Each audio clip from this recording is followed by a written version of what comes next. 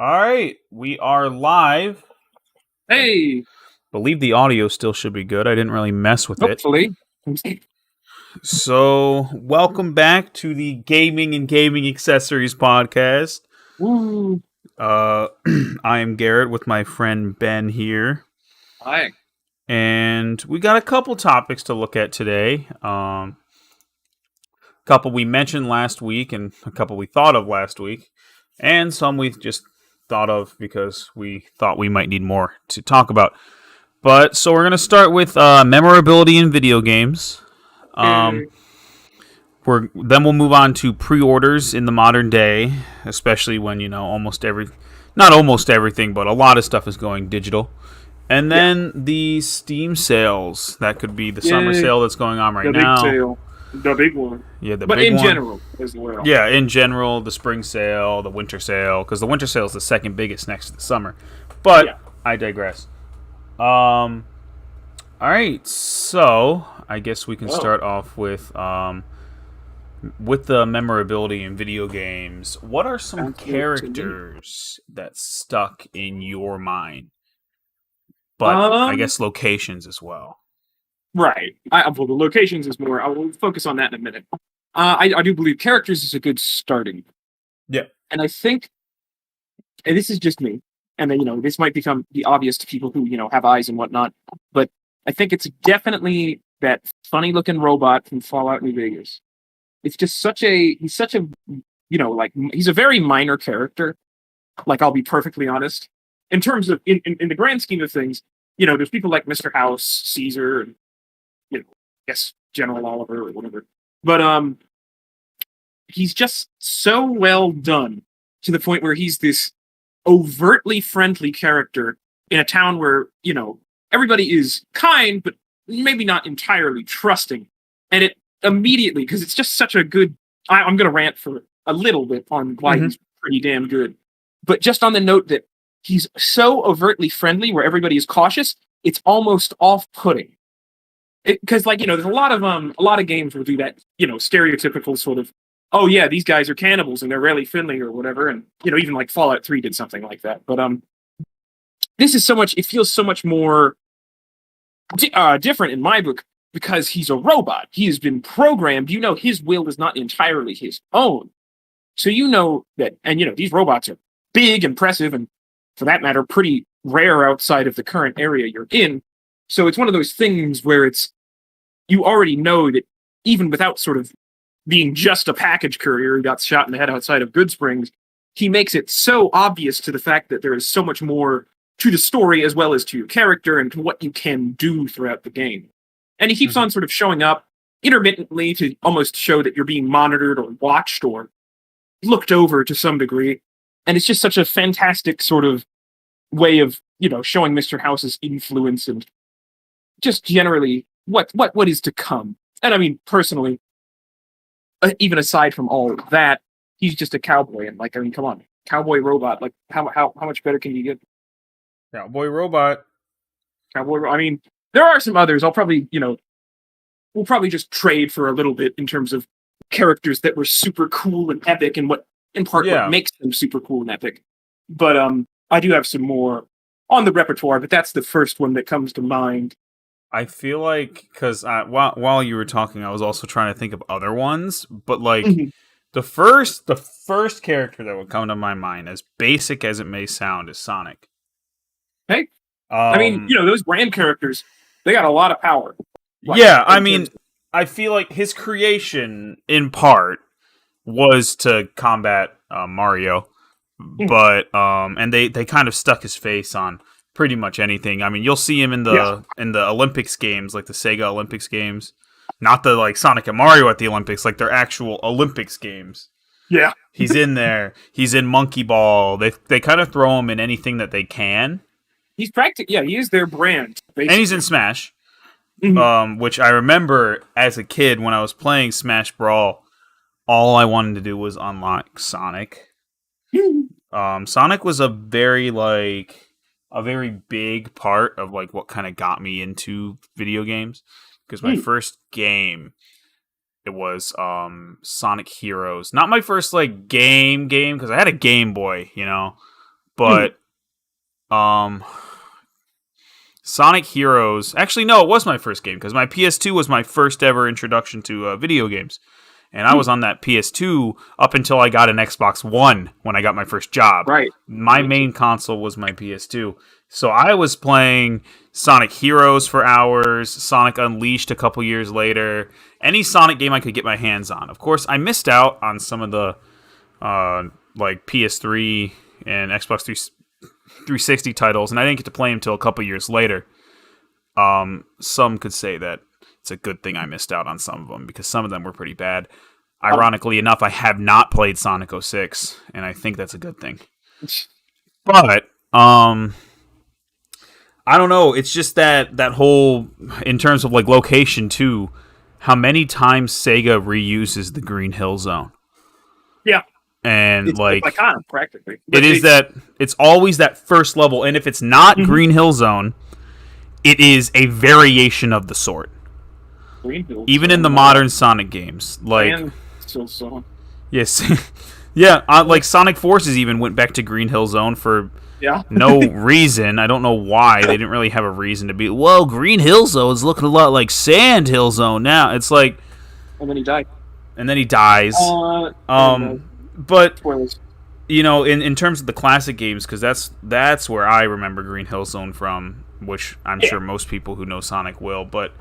Because how many times I've played Sonic 1 and Sonic 2 and the Genesis Sonic game. The Sonics. Yeah, obviously I can't. I wish I could say like, oh yeah, I had a Sega Genesis, but like I didn't. I had a Sonic Mega Collection Plus, which was a like Sega, like one of those combination games that kind of just like have like a ton of different classic games in them.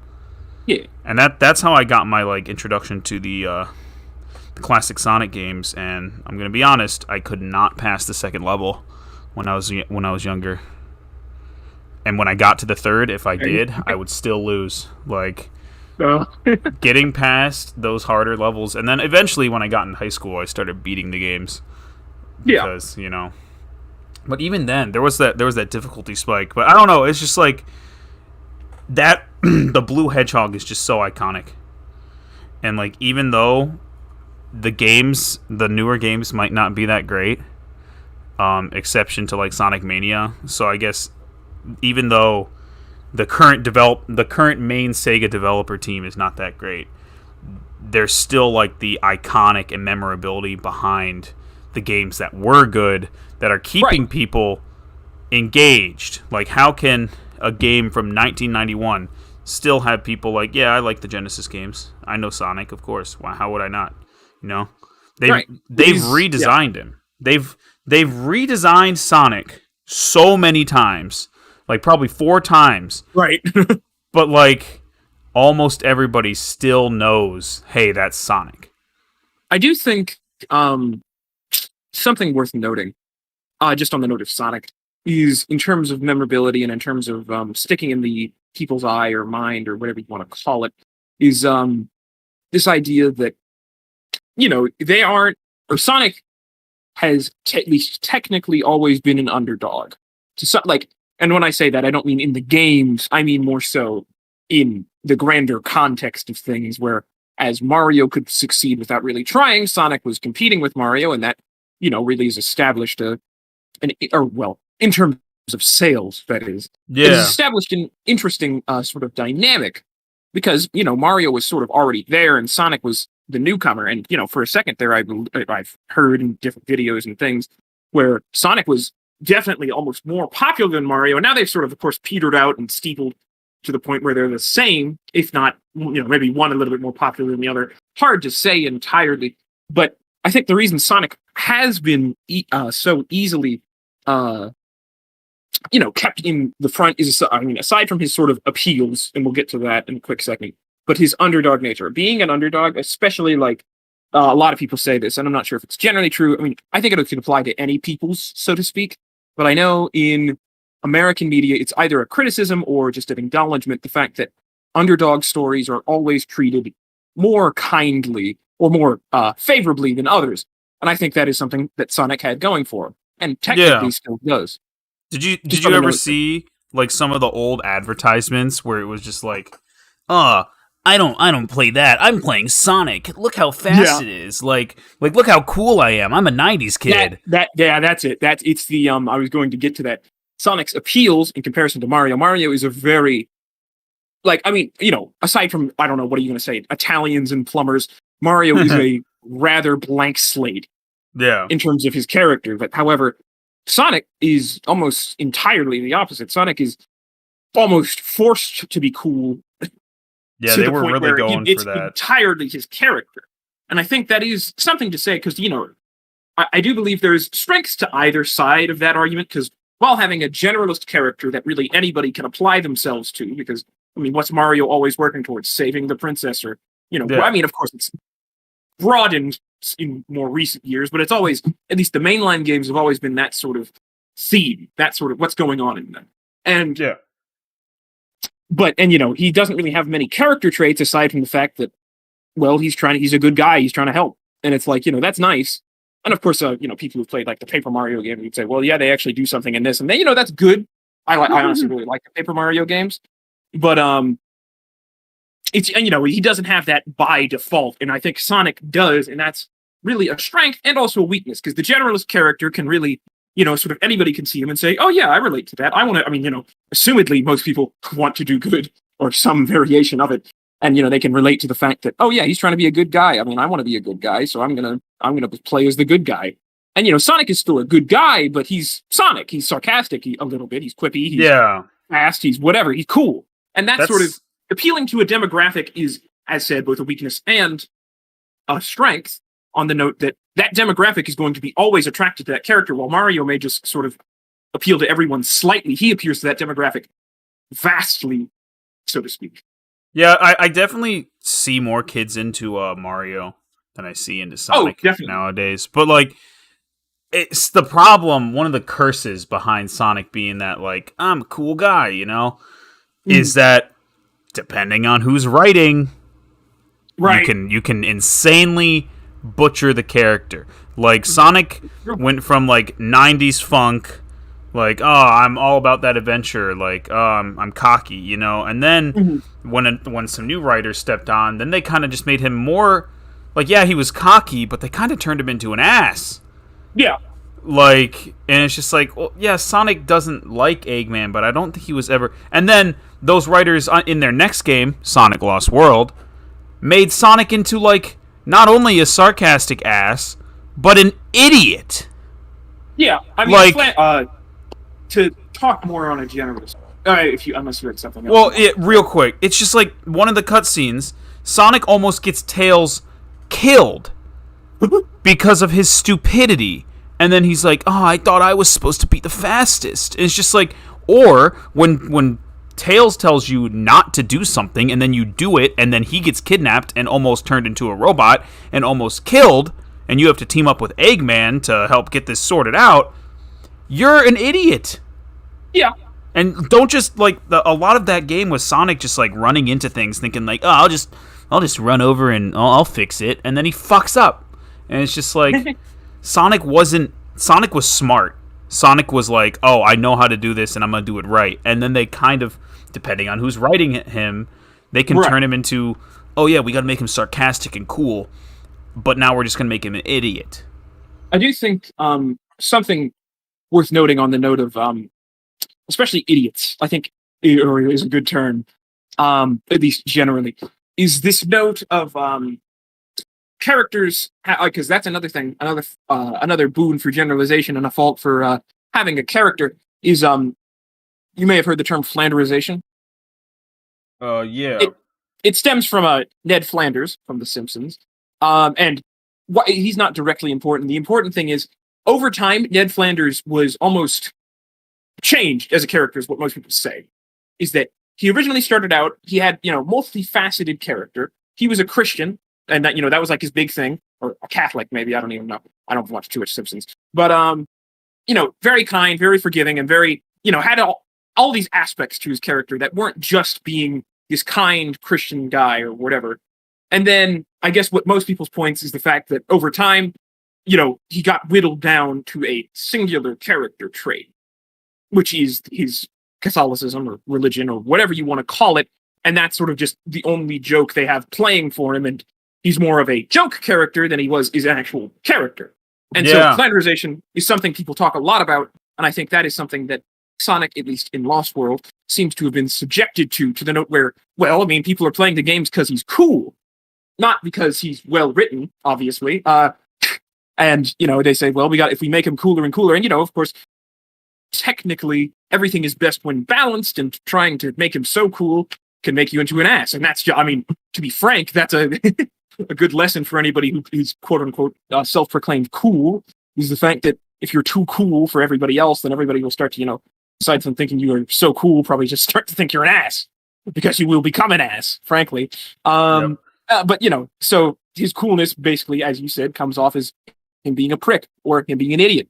And I cannot, you know, I think I understand what they were going for on the note that a big thing in the modern day, flawed characters. And I think that is perfectly good. I think flawed characters are honestly necessary for good storytelling, to the note where, as fun as it would be to see everyone succeed, that is, first off, not how the real world works. Wow. And second off, it's not interesting. So, but to give a character a flaw isn't necessarily a bad thing, but to give a character a flaw that is so against the character themselves is a little bit silly. Because a lot of the, I mean, you know, there's, once again, the nature of balance is important when it comes down to things. Giving a character a flaw that's too simple can just seem like, well, I felt forced to give the character a flaw, so I'm just going to make it so he doesn't like, I don't know, pickles or something, and then he sees a pickle once in the entire series, and then he freaks out, and then nothing ever happens again, and he's still utterly perfect otherwise. Or, you know, on the note of Sonic, they can just make the character into an absolute idiot who can't do anything right, and it's like, as much as I may want this character to be challenged at times, I still want to see him succeed. I want to see him overcome his faults, as opposed to just constantly be subjected to them and fail and just be stupid. And it's like, I don't know. It's one of those things where, I mean, I guess it would be hard to say, at least from what I can gather, that I'm not sure what Sega thinks anymore, to be honest. And I'm certain I couldn't you have tell feelings on that.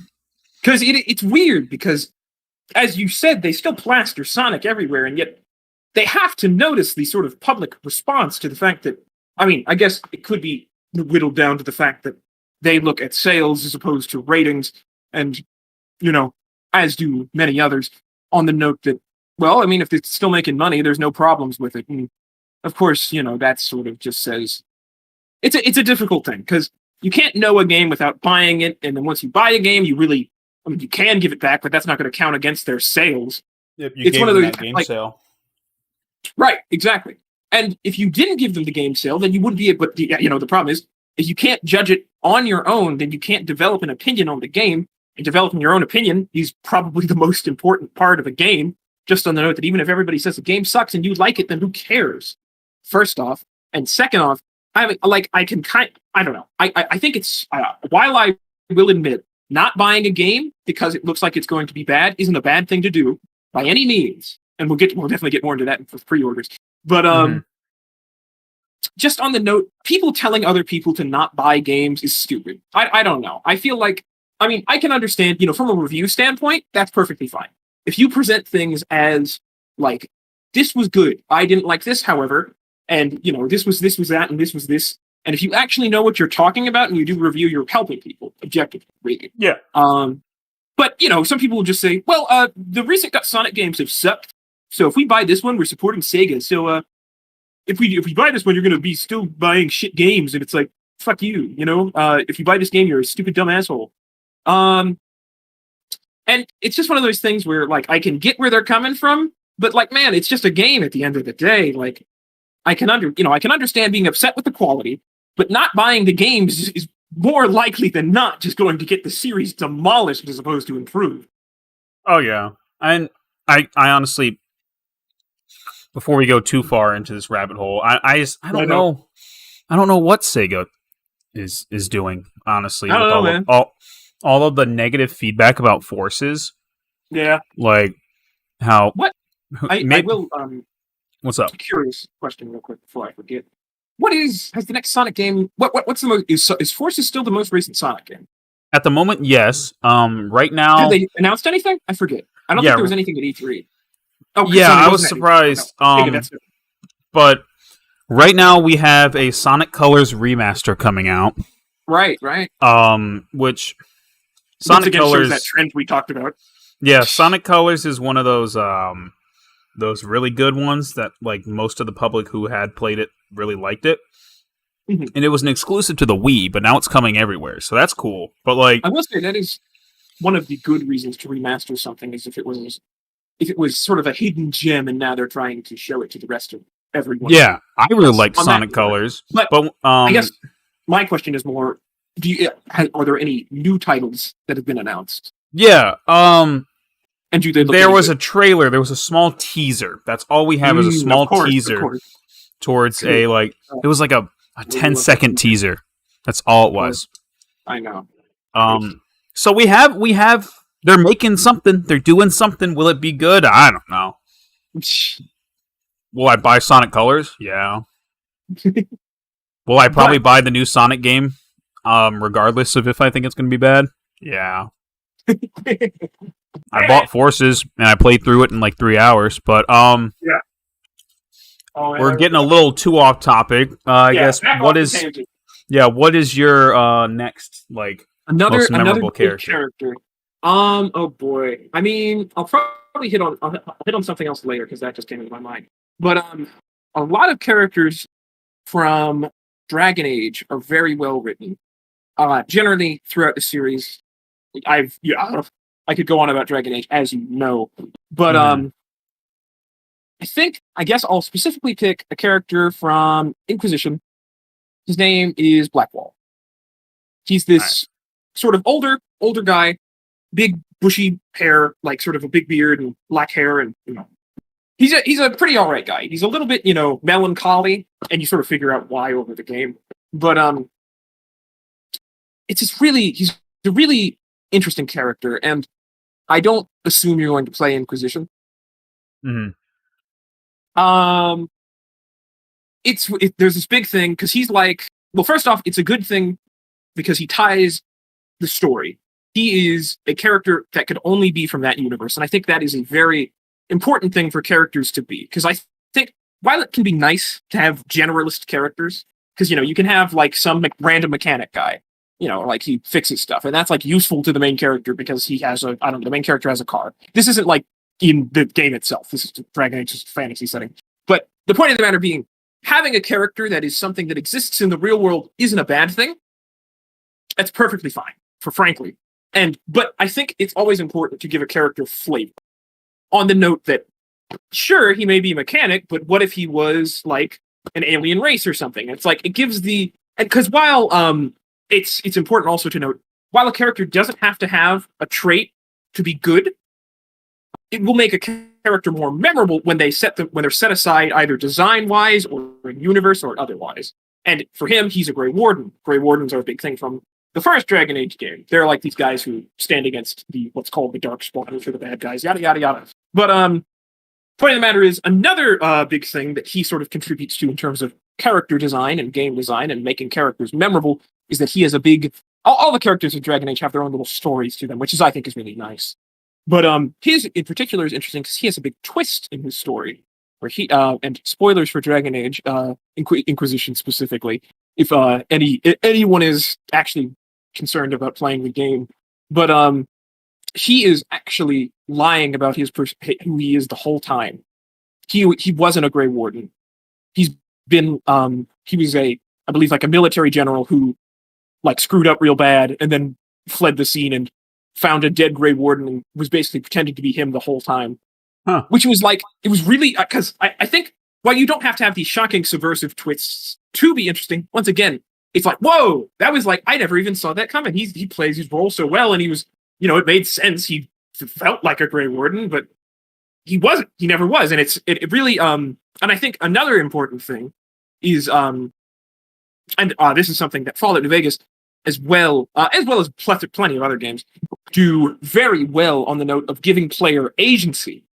Letting the player develop a character that, aside from their own, of course, is very interesting. Because while player characters will always sort of have, your story is developed by doing what you do. In fact, you're just going to do that naturally.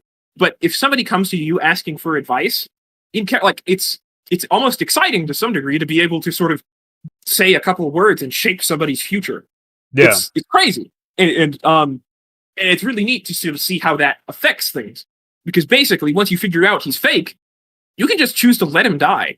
Like, he gets captured. He sends himself to jail. He turns himself in, and he basically says, well, I don't want to, he's basically going to get executed. And you can choose to either rescue him or not. You can just let him die. And I think that's one thing that Dragon Age does extremely well, is these big, sort of decisions that the player gets to make. That's generally a hallmark of RPGs. But in terms of characters, I do think it's definitely always nice to be able to shape their fate a little bit. Usually, hopefully for the better, but if you want to shape it not for the better, you're more than welcome. But turning it back to you, is there any other characters that sort of exemplify a couple things, or just characters you find interesting, really? I really like, and you're gonna laugh at me for this. Uh-oh. I really like Morgana from Persona 5. Oh my goodness. Yeah. I can't believe Persona 5. Yeah, Morgana from Persona 5. I don't know. So personally, let me just say this before we start. Should we explain what these games? I feel like. Well, yeah, that's why I specified from Persona 5. If anyone doesn't know, JRPG, very good. Sadly, PS4 exclusive and PS3 if you're playing the original. Maybe it will come to PC, but definitely give it a play. I was never really a turn-based RPG guy until I played Persona 5. So, yeah, I've always been that kind of loser. So. I don't know, man. I like Morgana. He's there from the start, and not only is he always with you as Joker or the protagonist, but no, that was one small arc. Sorry, Haru. I know your character development is here, but I'm gonna run away and then just make it about me. But despite I'm just saying that is slightly, but despite Morgana's flaws, I don't know. I really like Morgana. I think he's that one. He's the sidekick that isn't obviously Ryuji could be called Joker's side man, but Morgana, I don't know, man. He's just always there, and he's I don't know. I just like Morgana. Cool Joker. I don't even like his Zoro's cool. His persona. Oh yeah. Zoro's cool, but his personality is gonna be wow. Well, no, I like Morgana. I think he's funny. I know. I think Morgana's funny. And it's Morgana. I don't know how else to explain it other than it's Morgana. He's a cat. I'm not really into cats, but he's funny. I'll admit, that is a something important, because you mentioned how he's with you for the entirety of the game. Yeah, and I think that really gives him a lot of influence in terms of the players and his decisions and their decisions. On the note that this character, you see this character the entire game, because while a lot of Ryuji, he's there pretty much from the start. And of course, Morgana isn't there technically from the exact start. Honestly, Ryuji's before Morgana, but Morgana is always with you, as opposed to when you can sort of choose to hang out, pick and choose who you want to talk to. Otherwise, and Morgana, and I think it's kind of it takes some agency away from the player to the note where Morgana will always like you, but it's also one of those things where it's almost a confidence boost to some degree, and he is to the note where he's very good at what he does on the note of a sidekick, to where he's sort of this constant hype man. And I think while it's not directly important, I don't guess, it's one of those things that sort of helps set the tone and establish the fact that you are, and because while a lot of games will say that you're supposed to be the main character, sometimes you'll just sort of feel like, well, I'm just some schmuck who's running around trying to fight monsters, and it's that's really cool, but I wish I would, have somebody, or you might not feel that way. But Morgana does definitely make you feel like a main character, and whether or not that's a good or a bad thing is up to you, well, the viewer, that is. But or listener, I guess. But point of that matter being, he's good. He's good on that note, and I guess that's almost treating him a little bit more like a set piece in terms of his actual character. He is a lot of the characters in Persona are pretty multifaceted and pretty good, at least to some degree. They all have their own personalities, and while there's a little bit of just sort of like ragging on the same character and stuff like that, it's more just like for fun. It's joking. Yeah, it's nice. You can sort of feel that the characters actually care about each other, and I think that's always important. Is establishing a tone and being able to show off what you should feel or what the developer intends you to feel. I mean, I felt bad for Morgana when he ran away. I did because it was like, Ryuji's kind of an asshole to Morgana. So was Morgana. So was Morgana to him, but like, I am a firm believer that in terms of my navigation character, Morgana over Futaba any day. Okay? Yeah, that's it. Futaba, and if anyone doesn't know, she's just like computer girl who like, again, just navigation character. Like, oh hey, their weak spot is this, or like, you might want to heal up. Navigation character's always the worst one.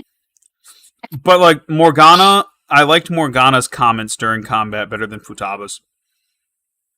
And Morgana was a staple to my team because he was such a good healer. Yep.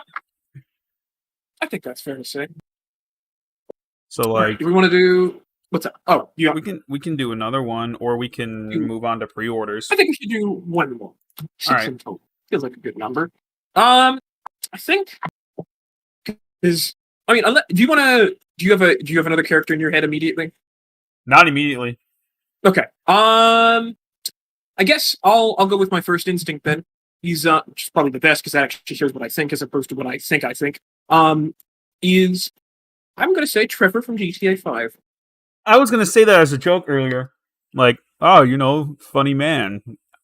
I will admit, because I think while the two characters I'd picked beforehand, well, Victor isn't really a serious character, but Blackwell is a very sort of severe and serious character.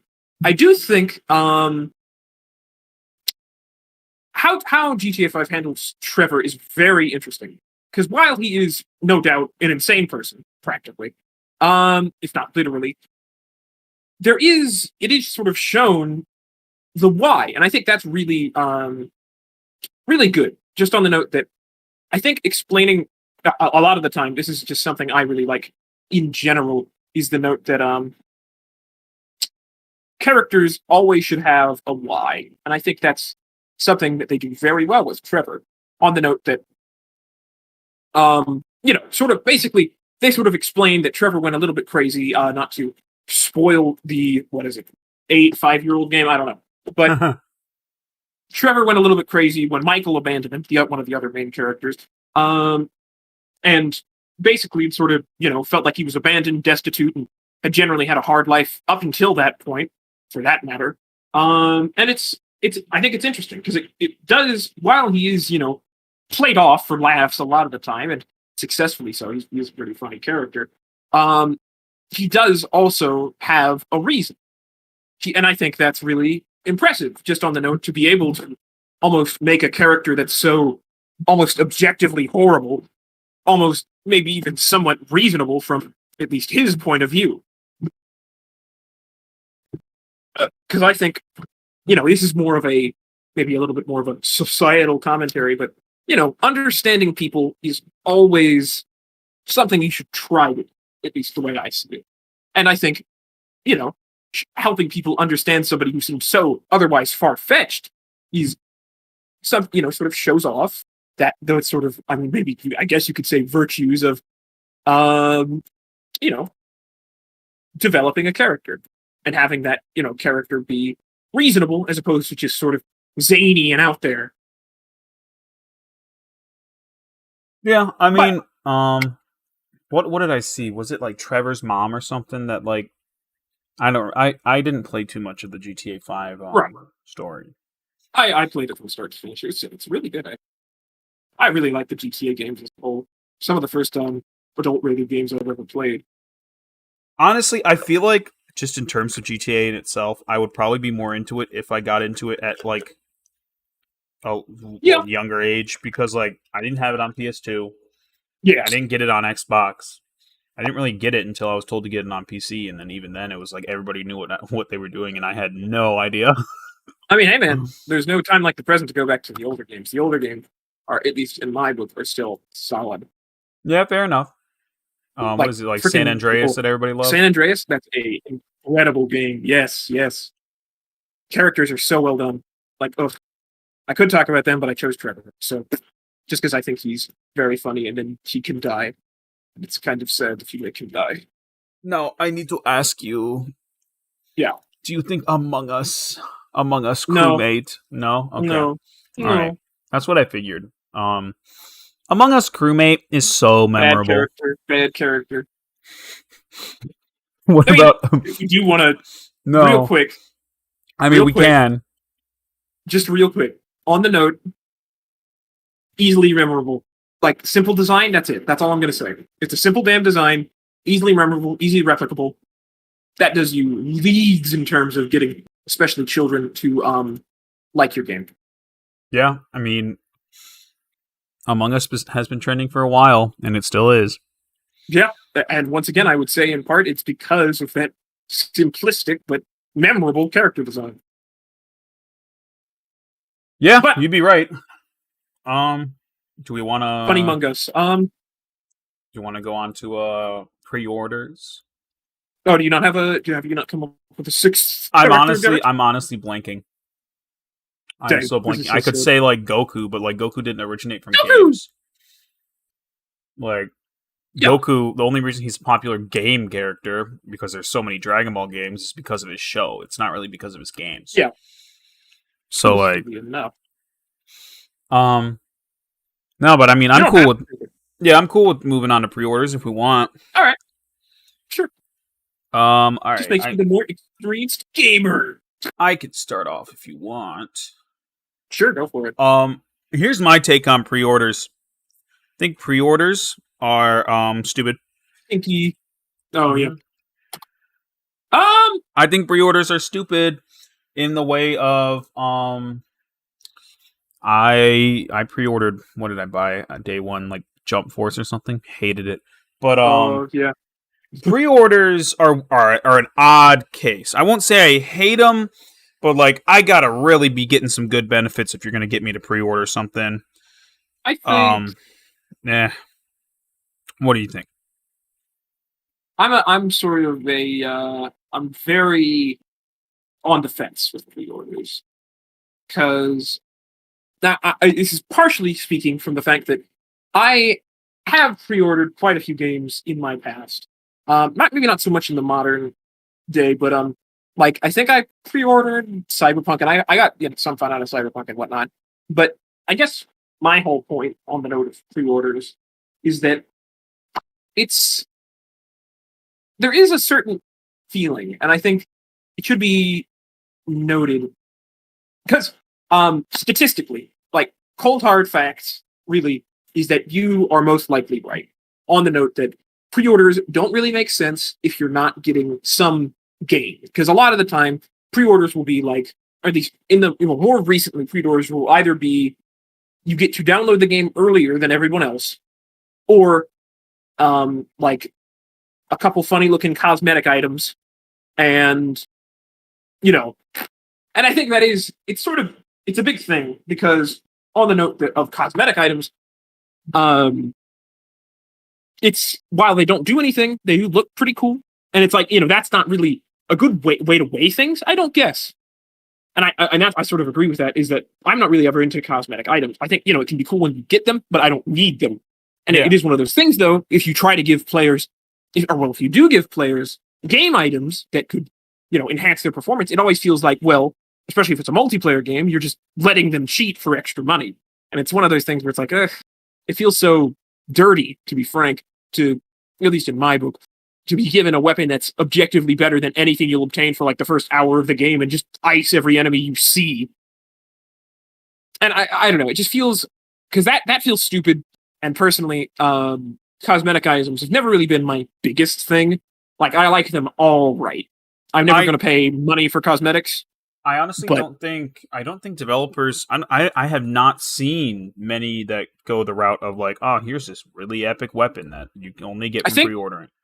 yeah, um, I've seen it a couple times. It's in a lot of like RPG games. I think But like most of the time, it's most of the time. you get the soundtrack, you get There's that as well. Yes, an art and I book. think that's all right. Like, I would like it more. I would like an art book more if it was physical. You're giving me a PDF. right. I think that And is something we can transition into. yeah. You give me a disc. You give me a soundtrack on a disc. That's cool. Despite me probably just gonna throw it in my computer and get the MP3 files, the fact that I have the disc is just like, oh yeah, you can only get this from pre-ordering. Like I know some games, like some Bandai Namco games would come with like a figurine. So like if you got like the deluxe edition of like Jump Force or something, you got this really cool like Goku, Luffy, and Naruto figure. Or like when you pre-ordered Sonic Mania, the bundle, you would get this really cool Sonic like standing on a Sega Genesis. That's cool. I'm genuinely getting something for pre-ordering. Not just, of course, that's like a deluxe pre-order where like you're pre-ordering, but you're also spending more to get that stuff. So like when it comes to like, okay, this game is $60, it always will be $60. Are you going to buy it early for $60? They don't want to give you something that's worth more. Right, of course. So the whole art book, digital art book and digital soundtrack and a couple outfits, that doesn't cost them anything. Realistically, it doesn't. So, but my main problem with pre-orders is like, what are you pre-ordering? Like when I pre-order a game on Steam, that just means I can download it early and play it at midnight when it comes out, or play it 24 hours early. Sure, you could call that an appeal, but it's like I'm basically getting the same thing as if I bought it on just on day one for $60. I will note, I think something. This is getting a little off track because to comment on the note of physical pre-orders, I do think those as a whole are better. Yeah. While usually they may, I don't know if they necessarily charge anything. I actually have a physical example. I can't show it, of course, but for that funny Shadow of War game, Shadow of Mordor, originally, funny Lord of the Rings game, pretty damn good. First off, really good actually, but and that was like, because it is sort of a gamble when you pre-order a game. It's like, especially like it's much easier when it's in a series, but when it's a game that's coming out, first game in the series, there is no basis on what that's going to be like. Because if they can say whatever they want, we've talked about this on the note that everybody's always going to show their best side, so you can never fully be assured what you're going to get when you pre-order a game that's not part of a series. But if you're pre-ordering something that's part of a series, that's different to the note where, well, I played, this is an old example technically, but played Oblivion, like that. Skyrim's coming out. I'm going to pre-order that because, well, assumedly if it's like Oblivion, it's going to be pretty damn good. And on that note, Skyrim and Oblivion are, at least some, considered rather different. I consider them pretty different, but maybe not entirely, really. But I will actually, if we ever circle back around to memorability, I will make a couple comments on Oblivion. But I digress. So for pre-orders, it is I will make the point where, like, it is cool to have these little physical mementos. Like, it came with the hammer that the main character wields to like forge the rings or whatever, Lord of the Rings, and it's really it's like a little metal hammer and it comes in this little box and it's really cool. And but that's it. Did you pay extra for that or did it come with it? Oh no, it just came with it because I pre-ordered it. The person at GameStop said, "Oh yeah, we got these little hammers," and then they gave it to me. Oh, okay. Yeah. So it was a pre-order bonus, basically. Yeah, I got like a little Goku, like a tiny little like 2-inch Goku when I pre-ordered the fighters. Right. That's why I consider physical is definitely better at the end of the day, but it's no surprise to most to hear that physical games are going, quote unquote, the way of the buffalo, to the point where digital is becoming more convenient for both companies and consumers. So, well, it's so much more convenient to buy digital. Like the I don't think people are gonna probably like at least people who mainly play on consoles. They're gonna be like, hey, what the heck? PCs also used to have discs. But that went the way of like, I don't really want to install a disk drive. And then once it was more the users, if anything, because the users were just like, yeah, I mean, I don't really need a disk drive in my computer because I put the disk in, I install the game, and that's kind of it. Of course, some would be like, oh, you know, like the Lego guy, like, you need to put the disc inside your computer, you know? Like, sure, but PC gaming went the way of digital a long time ago.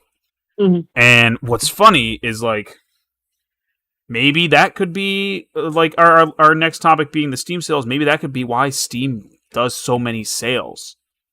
Because to compete with the fact that on a console, you can buy games pre-owned, or you can buy them secondhand. So you can get that better price. So to encourage people to buy more games on PC, we have to do these drastic sales. And that could be some sort of reason. I haven't done any research into this to why the consoles don't have such drastic sales. I can see that, I will admit. Yeah. But that makes sense. Pre-order, it's just games nowadays can be hit or miss. Like, I don't know. No, I was actually having a conversation with a friend of ours, and I was saying pretty much, man, AAA games suck.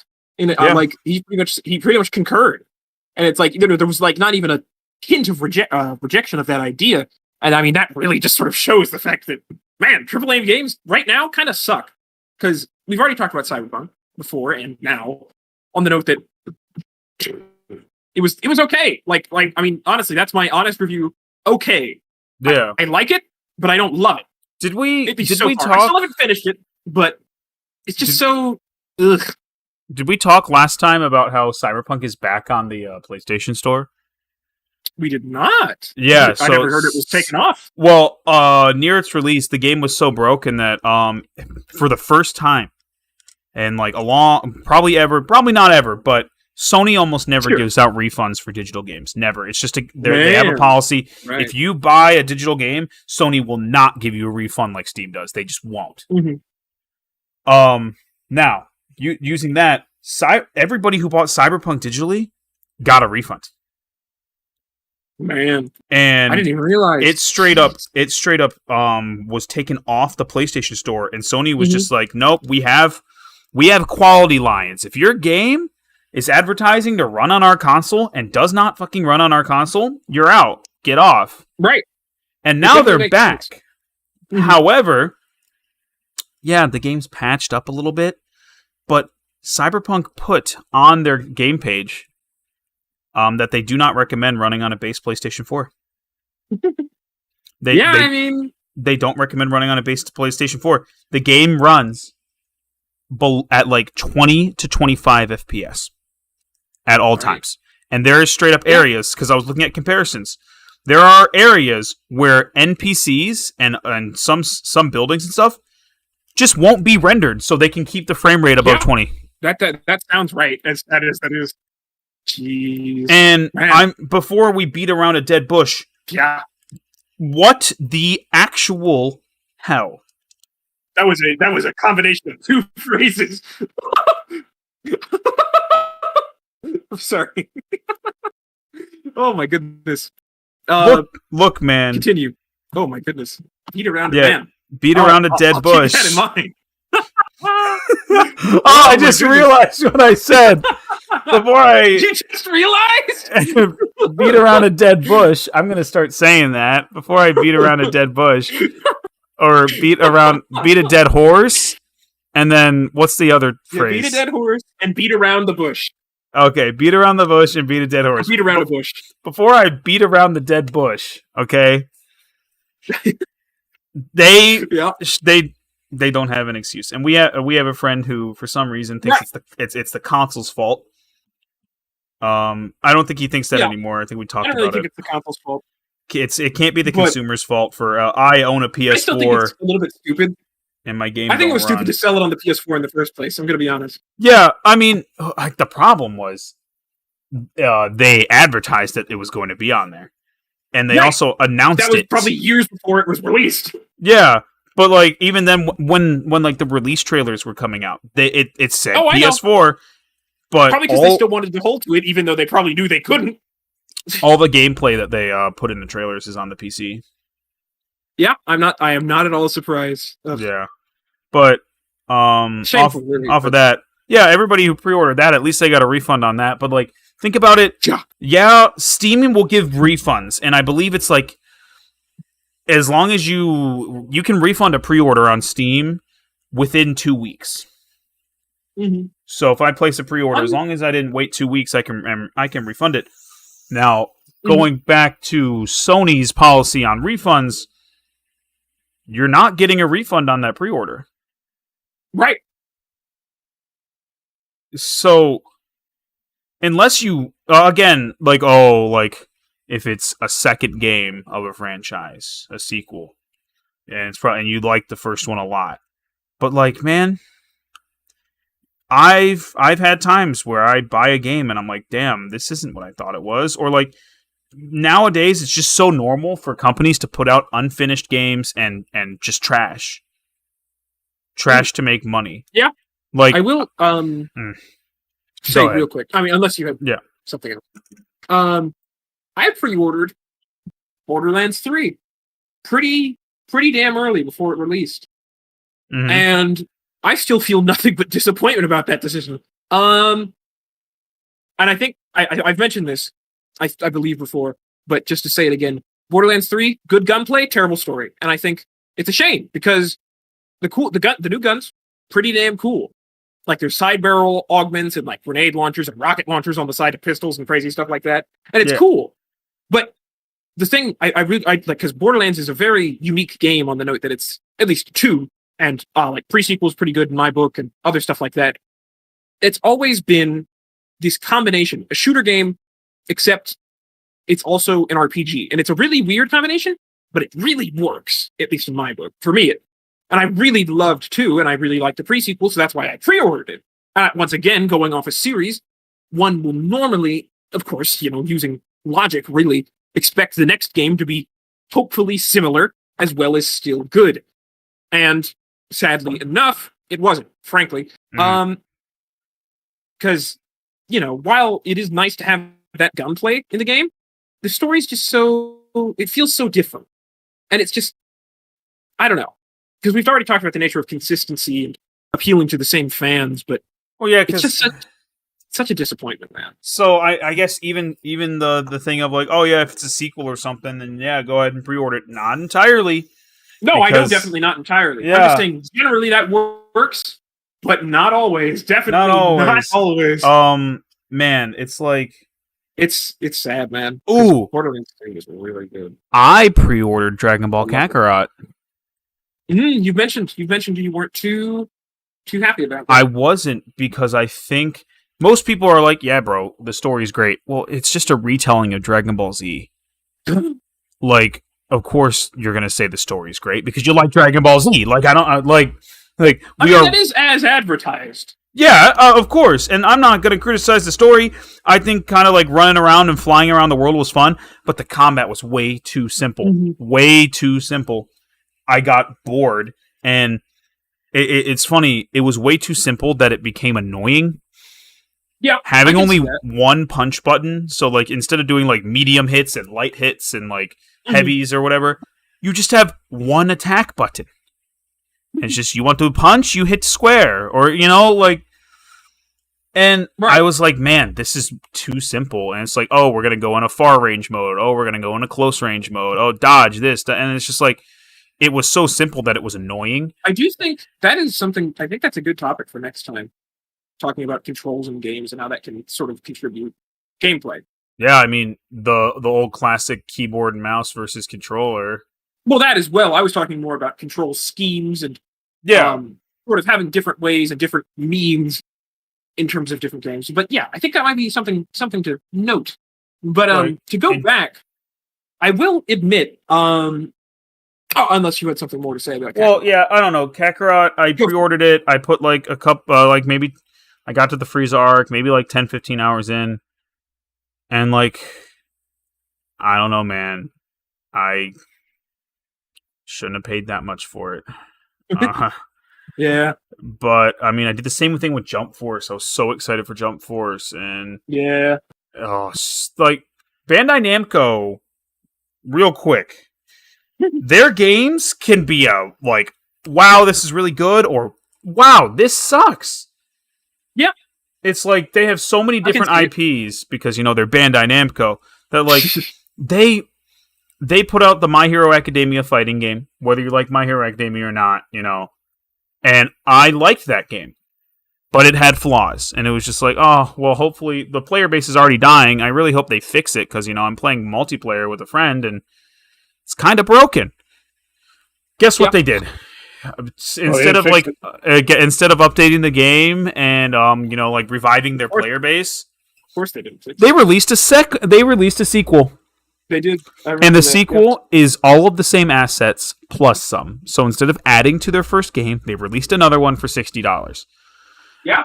And so it's like Bandai Namco, please. It's just like you can put out some really good games, like their Dragon Ball games normally, like Dragon Ball Xenoverse 2. Right. So good. So good. Universe is very fun, actually. Yeah. I really like fighting games, but... Yeah, but then they can also put out like other games that are like, oh, this looks like a cool concept, and then it's just like, yeah, it's really basic. Like I might, if it hops on sale, I'll get Scarlet Nexus, but I was excited for Scarlet Nexus. It recently came out, and then day one, the reviews were mixed. Yep. And it was just like, oh yeah, it's a good looking game. It's kind of fun, but it's really basic. The combat is really basic. And I'm like, what did I expect from Bandai Namco? Is this another cash grab, or is this going to be a good game? Yeah. That's my problem with Bandai Namco. They either do really good games, but granted, it's not. Bandai Namco has so many different developers. They're just the publisher, right? Yeah. It's not entirely their fault, but I can't imagine they have some contribution to whether or not they spend enough time on a game or not. Yeah, but I mean, back to just pre-orders. Like, I think watching as many reviews as possible, and like in the case of Steam, you can buy a game and refund it, and of course now Steam doesn't give you the money back right away. You have to wait like a week now to get the money back to your account. It will be in pending for 7 days, which I think is fair because it stops people from just like, all right, I'm going to load $60 on my account. I'm going to buy a game, try it out, refund it, buy another one, try it out, refund it, But I mean, as you know, we have a friend who pulse buys games and then refunds them. But yeah, despite knowing he's not going to like it, but I think there's this one series like Before You Buy. I think it's Game Ranks. I have other opinions about Game Ranks, right? But because they like kind of say some dumb stuff, but their Before You Buy series is honestly not that bad. They show gameplay because they get like review copies, and they tell you about it, and it's like, if you like this, you'll probably like this game. If you like this, you'll probably like this game. If you don't like this, you probably won't like this game. I think that's smart to say. I think that's like the best way you can do it is to say, not to say this game is objectively bad and you shouldn't buy it unless there is objective problems with it, but to give a subjective take where if you like these things and you'll like it, or if you don't, then you won't. I think that's good, personally. But so, I guess I'll just end my point with, if you're gonna pre-order a game, and especially on another platform that's not Steam, ones that don't give you refunds, you just, if you're gonna do it, you gotta know if you're actually gonna like it, because honestly, when you're in a digital age like this, and you can just buy the game on day one without going to the store, like with the store, sometimes I don't want to tangent too far off, but like you had to pre-order copies so you would get one. Right. Pre-orders originated with I'm pre-ordering this so I can guarantee myself a physical copy of the game, because games like Ghost of Tsushima, when that came out, nobody could get a physical copy. No one. And so it's like, oh, I pre-ordered Ghost of Tsushima. I got a copy when none of the stores have them now because I pre-ordered it. But with digital games, you are pre-ordering when I can just go on day one and drop my credit card in there and get the game. Yeah. So it's like I don't see the point in it anymore. So I guess that's the end of my point. I don't see the point in it anymore. And on platforms like PlayStation, you're running the risk that if you don't like the game, you're out the money. I will make a quick comment before we move on. Because while I've said quite a few things about pre-orders, I haven't directly given my opinion. And I still think, aside from having quite a few disappointing experiences with pre-orders, I think even digital pre-orders can be worth it. I'm going to go out there and say it. And I'm not saying, because I sort of started my argument earlier with the fact that cold hard facts of it is the fact that pre-orders for digital games aren't entirely worth it. Or they are not. They are shit a lot of the time. Or they can be. That's the point. It's that sort of, you say, well, yeah, this game looks like it's going to be good, but then it isn't, and then you now own it, and what are you going to do? You can't do much. Most people usually have policies on pre-orders where, yeah, you've technically already owned the game for like 2 weeks now, so fuck you. But, point of that matter being, not to be crass, I do still think pre-orders are worth it. And I think it's not because, as said, because of the cold hard facts of it. Mm-hmm. It's because I think it can be a very exciting thing.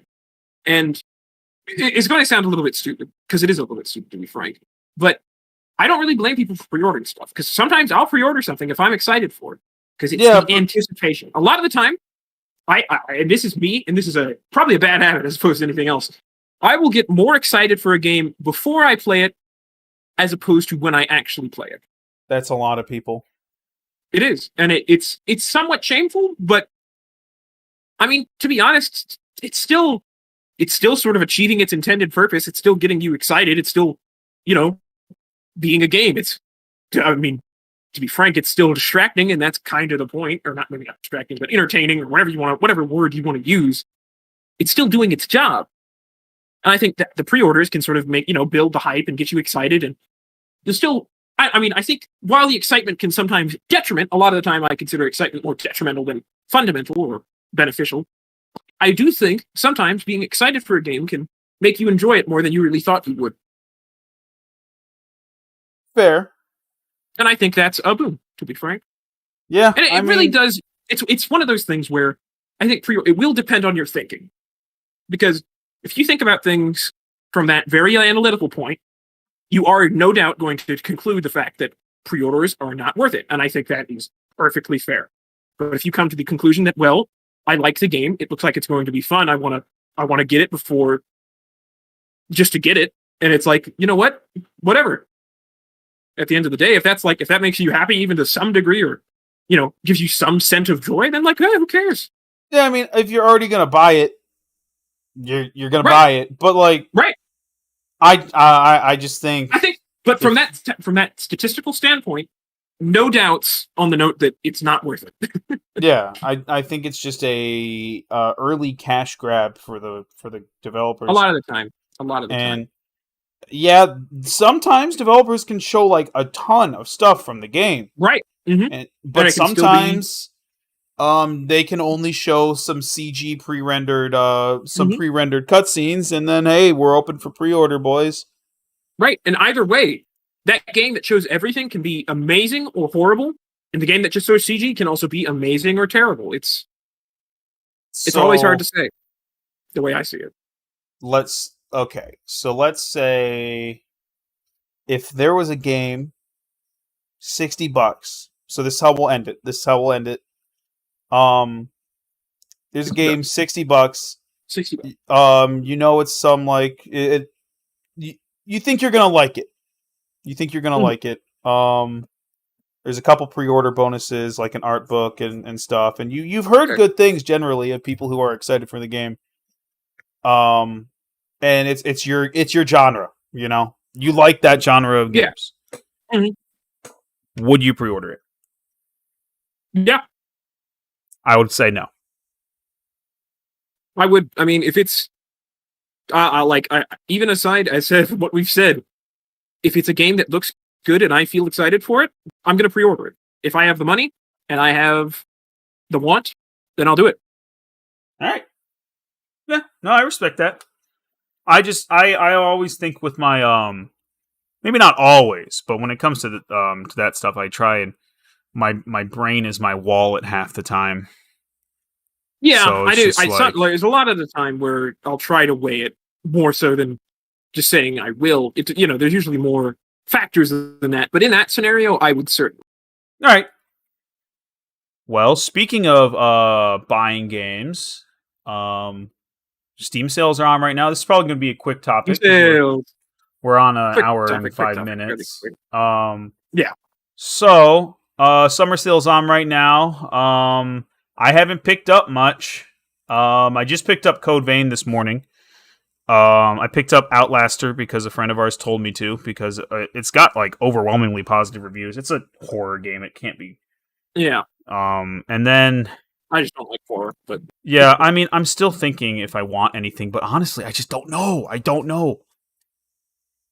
I don't know if there's anything I want, like, because I'm looking at the new Tales game, but that's not out yet. Because I've been wanting to get into the Tales, and I watched the trailer, and it looks insanely good. But like Mhm. on that Tales of like Berseria or whatever, which came out in like 2017, 2018, is only $7. So if I really want to get into the Tales series, why not start now? You know, yeah. but it's a turn-based RPG. I'm sure I'll like it. It's super popular. But it's because my brother-in-law would play like Mhm. he played the Tales games back on like GameCube, you know. So like it's an old franchise and it's still going. And it's one of the Bandai Namco ones that like they do very well at. Developer Bandai Namco Studios, you know, and they're also the publisher. So it's their own team of developers working on the Tales games rather than some of their other games aren't their team. It's another team of developers. So it's like, looks fun. It's $7 as opposed to 50, 85% off. It's definitely not bad. $7 is the price of like a meal at McDonald's. And for a meal at McDonald's, I could get a, like, what does this say? People are saying like, I thought I just saw something of like people have an average of like 100 hours. You know, all these reviews 130, 177, 70, 93. I will admit, you know? that is also something I look for when I'm buying a game. How many hours the reviewers actually put in? Like yes. 154 hours, 111 hours, 160. This could be 200 hours, you know? Like I'm just scrolling through reviews, and most people who are writing reviews have above 50 hours in the game. Right. And I feel like if you have above 50 hours in the game, you probably can write a solid opinion on it. Like this guy, 218 hours. I had the whole thing written, but screw it. It's a good game. Play it. You know? What a guy. Like, hey, I just wrote this whole review, but like, just play it for yourself, you know? I think that's a good opinion. But on the note of the sale, all I'm seeing is positive here, but like that's on the game itself. $7, right? 85% off. There are games at like 90% off right now. I know. Yeah. As a Fallout fan, no. New Vegas. Hey man, New Vegas, $10, all the DLC. Ooh, all the DLC. It's not all the DLC, and even the base game itself, $3. And the game, I see that. Without the DLC, base game without the DLC is incredible. Like that is frank in my book.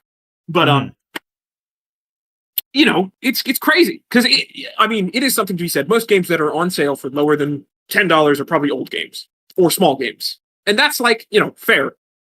But small games can be just as fun, and old games are old games will always, in my book, be some of the best, because on the note where pre-orders will always present you with this if scenario where it might be good, it might not. The other games were pretty good, or there was no games, and this developer is like pretty all right, or whatever. Old games, there will always be at least somebody who has played an old game who can tell you the ins, the outs, everything, and can recommend it based on how well they know you. And I think it's good, or how good the game is for that matter. And I think that's really the benefit, is that while new games are always, fun and they have the most recent graphics and the most whatever, older games will always have that, that they're either still known because they're that good, or they died. Yeah. So, but to get more onto the nature of the sale, and what I've done, I've picked up a good few games, couple multiplayer things. Picked up Strikers because we're both Persona nerds. Yes. Persona 5 Strikers. Which I need to go. I still need to go back and play that. I've started it and I haven't played it since.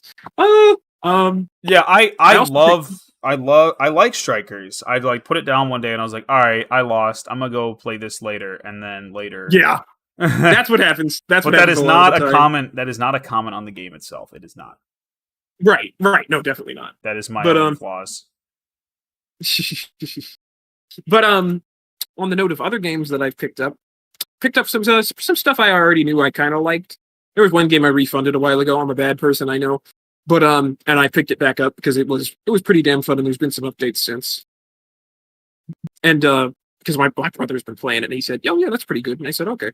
And there's also Get to the Orange Door. I picked that up. I haven't played it just yet, but yeah, Garrett's a big fan of that game. I've been playing a lot of Get to the We're Orange Door. We're going to talk about roguelikes sometime. Yes, I bought Get to the Orange Door a while ago. I don't remember when I bought it, but I saw it on like a YouTube commentator, and I was like, that looks fun. There's been a lot of changes since then to the game. I will concede, though, currently, my most enjoyed game so far is this little game called Dog Sled Saga. What? You just have, it's called Dog Sled Saga. Mm-hmm. It's really, really, I played it for 2 hours so far, and I haven't really, finished it just yet, but it's so weirdly good. It's crazy. Because, okay, of course, at the end of the day, what anybody says about a game will be based on what they think. Yeah. Of course. But something worth noting is the fact that, you can't exist in a vacuum. You're always going to make a choice based on what you think. Point of that matter being, I really like dogs, and it's a really cool game. You just run around, like you feed the dog treats to make them go faster. It's a little bit weird, but it's really fun, and there's like a lot of story to it. The graphics look good. I don't know. I honestly really enjoy it, and I think that is something important, because this is something I will concede to the fact that when I look at hours, while I do think it is good to look for people who have finished the game as opposed to just have started the game and then refunded it or something like that. Yeah. I will admit sometimes I do look at hours to see the playtime of the game, as opposed to using that to measure what the reviewer says. I sometimes use that to, figure out, oh yeah, how long is this game? How much can I get out of it? And I think, while that is certainly one way to look at things, I think it's important to give small games a chance. Yeah. Of course, price to playtime ratio is not a bad idea by any means. Just to the note where, as much as I really would love to pay $60 for this 5-second game, it's kind of like, I feel like I'm kind of getting ripped off. But a lot of the time, cheaper games that are like sort of short and small games are a lot of the time pretty damn good, because while bigger games, have these big open worlds where you can do everything and more somehow, the smaller games will always have that conciseness to them that will keep them sort of in themselves, and they know what they're doing. They know what they want you to do. They know what the intended gameplay is, and they can do it well because they're focused on making the game good, so much so that they don't have to really worry about making all this new content to go and do, but rather they're focused on refining what they already have. And I think that's really good, to be frank. Yeah, I mean, a lot of people can say that indie games have gotten very, very good Oh as of yes, yes. recent, and like some of these developers, they just need. Mm. They could probably do longer games. It would take a lot longer than a full fledged studio, but I mean, they Right. also just need the funding. Hmm. So buying their indie games gets them. And I like how places like Steam, Nintendo, they're trying to become like the Switch and Steam are trying to become like homes for indies. Hmm. I Like do think that while that does bring a couple of issues, which we could touch on another time, in terms yeah, of people who try to abuse that sort of genre, really. Um, I think it is admirable to try and give indie devs a chance because a lot of the time they can make some really impressive stuff. Speaking of, hmm one quick little recommendation before we either end or get onto the finer points of sales as a whole. yeah, Um, if if you're looking for a game and you really like if you like a good story and you're looking for a game and you don't really mind like not much gameplay, freaking there's a game called 80 Days. It's based off the original book by like Jules Verne, I believe. hmm Ridiculously good game, tons of fun. You can get it on mobile, you can get it on Steam. It's a great game. It's really like story based, a little bit steampunky, but like I played it. It's really I don't own it on Steam. I might pick it up honestly, but it's so fun. There's there used to be like an online feature, but that's really not important. It's really like because there's all these different stories in the game. It's crazy, like different characters, different. It's insane. It's really interesting. good, I've never heard of it, but it's a smaller game, as I said, an indie game, really. okay, But it's really meant to be this almost a sort of retelling with a couple of different things on this original 80 Days story, which is a big thing. yeah, You're racing around the world in 80 days, and another interesting thing is you're not the main character. You're actually technically the main character's sort of butler, and it's funny though. It's a really good. It has just a great story to it, and the dialogue's great and all that good stuff. But that aside, let's talk about Steam sales from a less subjective point of view. So, what do you think about the sale as a whole, Garrett? I think it's great. Honestly, I get the feeling that it Mhm. doesn't own it. It's the developer's choice to make their game on sale. Mhm. Like Right. just earlier, I was looking through the sale.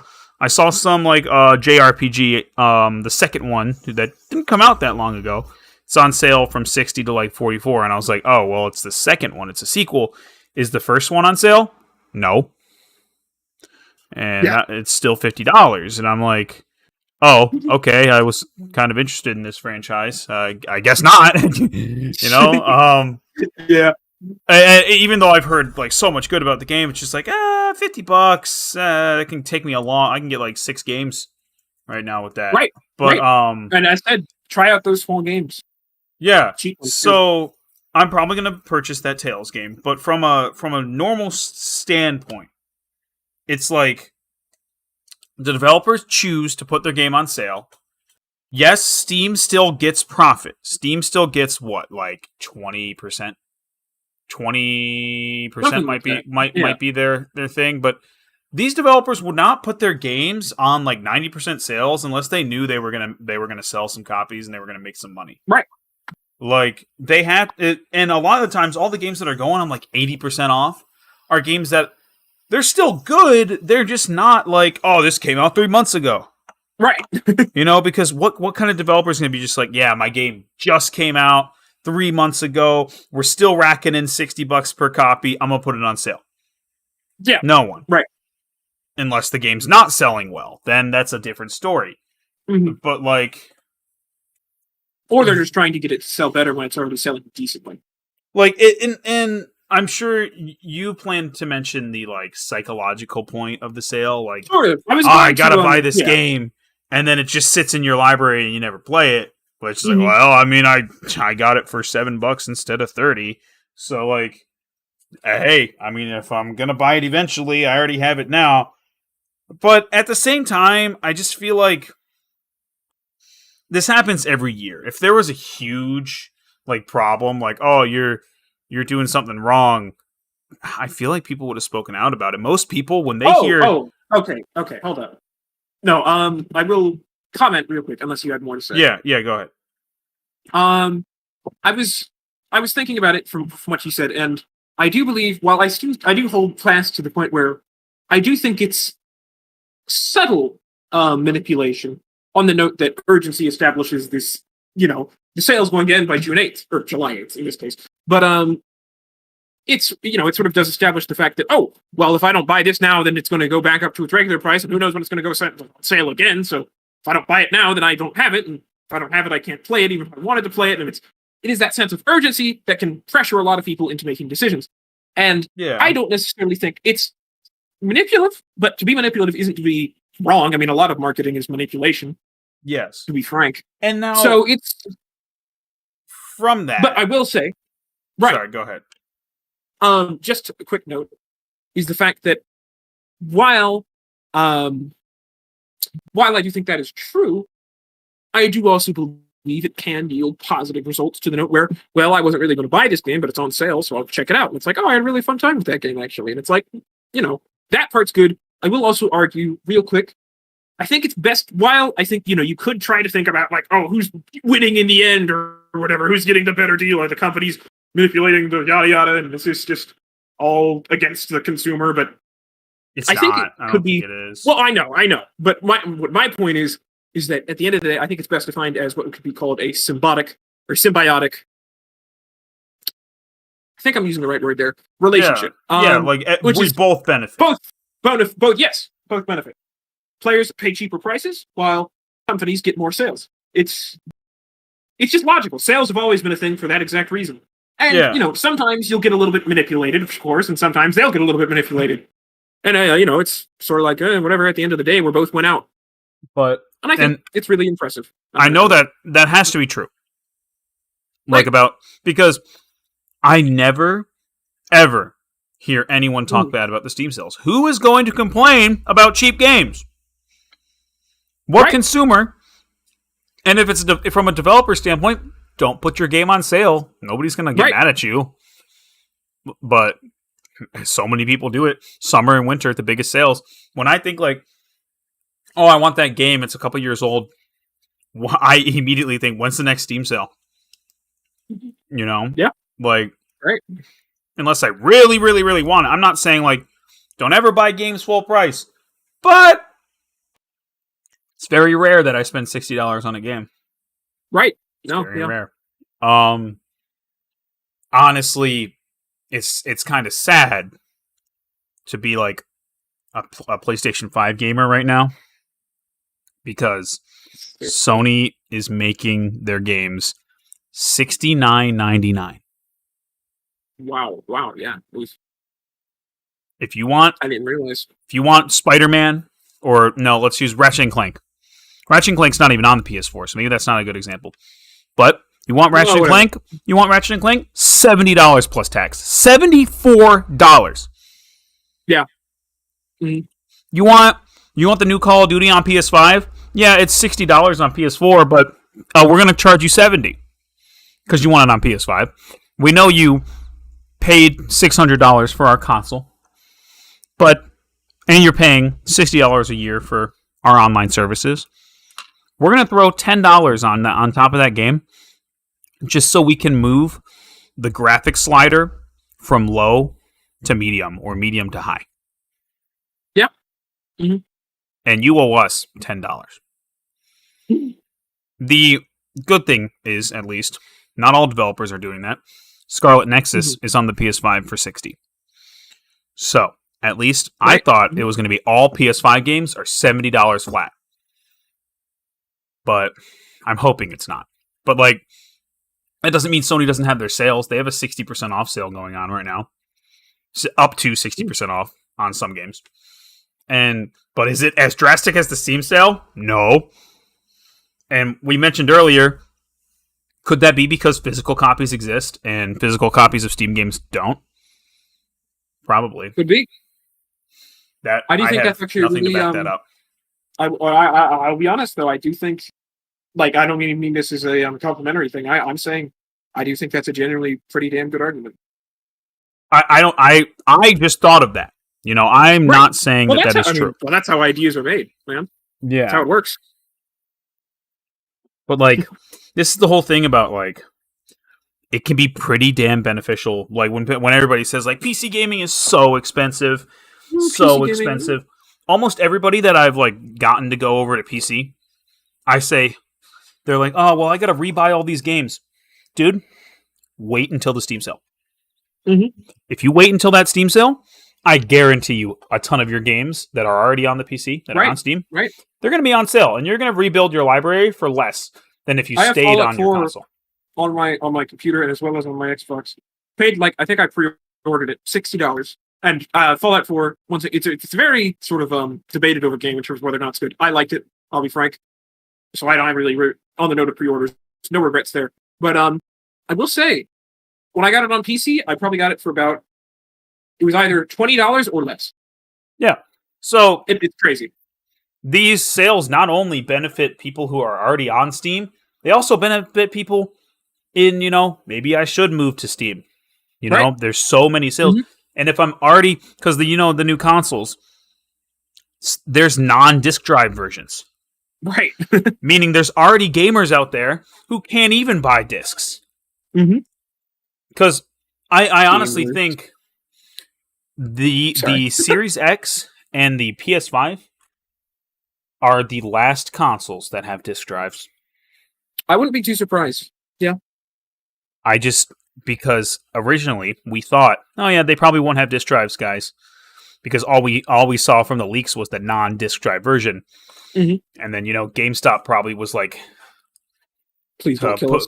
GameStop probably put out a huge sigh of relief when they saw the disc version of the consoles. Yeah. So, we already know Sony. Why would Sony want you to buy physical? They don't. Mm-hmm. Like, they want you to buy it from them and not buy it from someone else. So, from a business perspective, consoles are going to go digital, whether we like it or not. So, when it comes to the Steam sale, it's like, oh, haha, cheap games, you know? Mm-hmm. The whole thing about you're stuck to digital. Well, yeah, I can get some pretty good sales. I will say, Steam has always felt a little bit more like a marketplace than anything else, or like, especially in comparison to things like the Xbox store or the Sony store, well, Sega, PlayStation, whichever one PlayStation is, man. Point of that matter being, it always has felt more like people are choosing to put things on here, and I think it might be in part just because of the indie games, but even then, it always has felt more like more fair. Maybe not more fair, might be the wrong word, but just more of a shop as opposed to sort of a platform. Yeah. They want it to be a platform, but nobody uses Steam voice chat. Nobody uses, Steam Messenger. But personally, I think it being a shop is really a good thing. Yeah. You know, because it's not like Sony or PlayStation where you have to do everything on it. You can do whatever you want. If you don't want to do everything on it, whatever. If you want to use Steam voice chat, first off, I'm sorry, but second off, yeah, you can. You can. I mean, you know, they're not charging us $60 a year to use it. Exactly. That is another thing, but that's getting out of the concept of sales. They don't do it because if they did, they'd lose customers. People would go over to Epic Games. Sure. People would, you know. But besides the fact, these sales are awesome. I love being able to, like, and it probably makes people a ton of money too. Think about it. Winter sale. Ooh, I just got all this Christmas money. Guess what? These games are on sale. Right. They're just forking money in. And I have a feeling, say this game, I want to buy all these games with my Christmas money. I can't buy as many games. Yeah, they're still, it's holiday season. Every business is making money during the holiday season. But I'm willing to wager, without looking at any numbers, that they are making so much more because of the winter sale. Yeah. Because from a prospect of this game, $60, I'll buy it. I guess I'll buy it. But then, this game's $30. You could have, instead of 2 guys who wanted it, 4. Then you're still making that money. And you've got a larger player base, more people to tell others to buy it because it's on sale. You got that word of mouth. The people are doing their advertising for you. Yes. Word of mouth is very powerful when it comes down to, especially deals. I think that is important to note on the note that it's while you can use word of mouth effectively normally, like if your game's just really good, if you have a good deal, it's like, well, my friend doesn't have a lot of money and he's looking for games to play. Shit, this is only like $5. Give it, I'll say, hey, you want this? And it's like, oh, how much does it cost? It's like, oh shit, yeah, that's pretty good actually. Oh, hey, it's on sale right now. Oh, it's on sale right now? Oh, well, again, that urgency. It's like, oh, it's on sale right now? Well, I better buy it now. I've been wanting to play it. I better buy it now. And it's like, I went to work and I one of my friends who recently got into PCs, I'm just like, hey, you see the summer sale? And when I've helped people get into PC gaming, help them build a PC, I'm like, they're like, oh, I want to buy all these games. Just wait until the summer sale, dude. Of course, that could be, telling people not to buy money, to spend money on games, but it's just like, but at the same time, they're going to buy more during the summer sale. They're going to buy more. Definitely. I think the sales are great. I love them. I think it's one of those things that's just like, I like them. PC gaming is so expensive. Oh yeah, well we can get our games for like $7. I don't know. Yeah. Of course the consoles have their sales too, but they didn't used to have them nearly as much. I think they're doing it now more than ever because people are, seeing these deals on Steam and they're like, oh, shoot. We got to keep our players over here. Right. But, I love it. I think it's great. I think it really brings people together. In more ways than one. Especially in terms of like multiplayer games and stuff, It's more accessible. Right. Yeah. And I'm sure there's profits coming in. I'm sure. Oh, certainly. They wouldn't do it every year if there wasn't profits coming in. Oh, but that's my take on it. I branched off way too much. I branched off way too much, but once again, it's the point. But yeah, here we are. You have anything else you want to say? I think I might have mentioned talking a little bit more about memorability, but we can always do that next time. If you want, we can edit on that. It's up to you. We're at about an hour 30. Yeah, I think we're good stopping where we are. All right. Well, I guess if anybody's first time watcher, let us know if you have any topics that you might want to hear about. Right. Hopefully something cool. Hopefully you like the stream.